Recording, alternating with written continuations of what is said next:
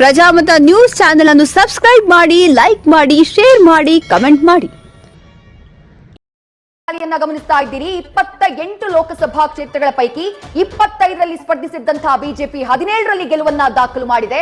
28ರಲ್ಲೂ ಸ್ಪರ್ಧೆ ಮಾಡಿದ್ದಂತಹ ಕಾಂಗ್ರೆಸ್ 9 ಸೀಟ್ಗೆ ಸೀಮಿತ ಆಗಿದೆ. ಕಳೆದ ಬಾರಿ 1 ಸೀಟ್ ಇತ್ತು, ಈ ಬಾರಿ 9. ಮತ್ತೊಂದು ಕಡೆ 3 ಕ್ಷೇತ್ರದಲ್ಲಿ ಸ್ಪರ್ಧೆ ಮಾಡಿದ್ದಂತಹ ಜೆಡಿಎಸ್ 2 ಕ್ಷೇತ್ರದಲ್ಲಿ ಗೆಲುವನ್ನ ದಾಖಲು ಮಾಡಿಕೊಂಡಿದೆ. 8,000 ಮತಗಳನ್ನ ಪಡ್ಕೊಂಡಿದ್ದಾರೆ. ಆದ್ರೆ ಪ್ರಿಯಾಂಕಾ ಜಾರಕಿಹೊಳಿ 7,10,000 ಮತಗಳಿಂದ ಗೆದ್ದು ಬೀಗ್ತಾ ಇದ್ದಾರೆ. ರಾಧಾಕೃಷ್ಣ ದೊಡ್ಮನಿ ಅವರ ಗೆಲುವಾಗಿದೆ. ಡಾಕ್ಟರ್ ಉಮೇಶ್ ಜಾಧವ್ ಪ್ರಸ್ತುತ ಸಂಸದ ಸೋಲು ಕಂಡಿದ್ದಾರೆ. ಗೆಲುವಿನ ಅಂತರ 27,205. ಗೆಲುವಿನ ಅಂತರ 77,004 ಮತಗಳು.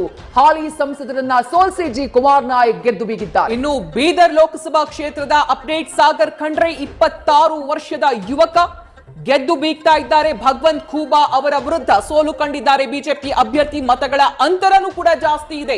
1,29,396 ಮತಗಳಿಂದ ಈಶ್ವರ್ ಖಂಡ್ರೆ ಅವರ ಪುತ್ರ ಸಾಗರ್ ಖಂಡ್ರೆ ಸೋಲಿಸಿದ್ದಾರೆ ಬಿಜೆಪಿ ಅಭ್ಯರ್ಥಿಯನ್ನ. ಕೊಪ್ಪ ಕ್ಯೂರಿಯಾಸಿಟಿಯನ್ನ ಕ್ರಿಯೇಟ್ ಮಾಡಿದಂತಹ ಲೋಕಸಭಾ ಕ್ಷೇತ್ರ. ಕಾಂಗ್ರೆಸ್ನ ಅಭ್ಯರ್ಥಿ ಶ್ರೇಯಸ್ ಪಟೇಲ್ ಅವರ ಗೆಲುವಾಗಿದೆ.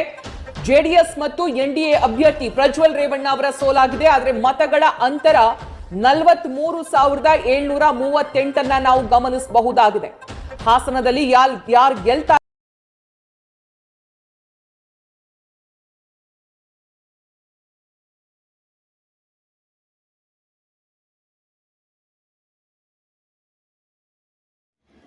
ಪ್ರಜಾಮತ ನ್ಯೂಸ್ ಪತ್ರಿಕೆ ಹಾಗೂ ವೆಬ್ಸೈಟ್ ಹಿಂದಿ ಭಾಷೆಯಲ್ಲಿ ಪ್ರಕಟವಾಗುವ ಭಾರತದ ಪ್ರಮುಖ ಸಂಸ್ಥೆಗಳಲ್ಲಿ ಒಂದಾಗಿದೆ.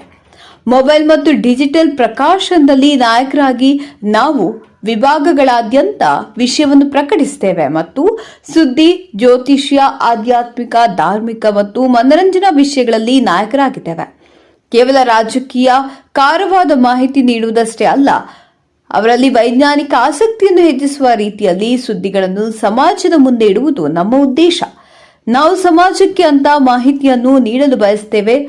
ಅದು ಅವುಗಳನ್ನು ಗಂಭೀರವಾಗಿ ಪರಿಗಣಿಸಬೇಕು, ನವೀಕರಿಸಲು ಮಾತ್ರವಲ್ಲ, ಸರಳವಾದ ಆದರೆ ಗಂಭೀರವಾದ ಪದಗಳಲ್ಲಿ ಸಾರ್ವಜನಿಕರ ಅನುಕೂಲಕ್ಕಾಗಿ ಸಾರ್ವಜನಿಕರ ಸುದ್ದಿಗಳನ್ನು ಸಾರ್ವಜನಿಕರಿಗೆ ತಲುಪಿಸಬೇಕು ಎಂಬುದು ನಮ್ಮ ಪ್ರಯತ್ನವಾಗಿದೆ.